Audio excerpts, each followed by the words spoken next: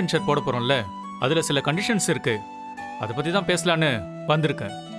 Join venture செய்ய போகிறோமா இல்லையான்னு சந்தேகமாக தான் இருக்கு. என்ன சபாபதி, அன்னைக்கு அந்த அளவுக்கு ஒப்புதல் தெரிவிச்சியே? இல்லையே, எனக்கு மனோ மேலே இன்னும் நம்பிக்கையே வரல. என்ன சொல்றீங்க? டெல்லி, பாம்பே, கல்கட்டான்னு நிறைய ஃபேக்டரி வச்சிருக்கேன். நம்பிக்கை இல்லாம இதெல்லாம் நடந்துட்டு இருக்கு. ஹலோ மிஸ்டர், உங்களை பற்றி மாமா மூலியமாக தெரிஞ்சுக்கிட்டேன். நீங்கள் எந்த விஷயத்தையும் நேரடியாக சொல்கிறதில்லன்னு அவர் குறப்பட்டுக்கிட்டாரு. இது எல்லாத்தையும் நேரடியாக தானே சொன்னேன், ஃபோன்லயே சொன்னேன். ஜோக் அடிக்காதீங்க. நேரடியாக நான் சொன்னது புரியிற மாதிரி சொல்கிறத. அப்படி சொன்னாதான் உங்கள் மேலே நம்பிக்கை வரும். எனக்கு என்னமோ இவன் மேல சந்தேகம்தான். என்ன பகடக்காயா இவன் யூஸ் பண்றதை பார்த்தா கன்ஃபார்ம் ஆயிடுச்சு.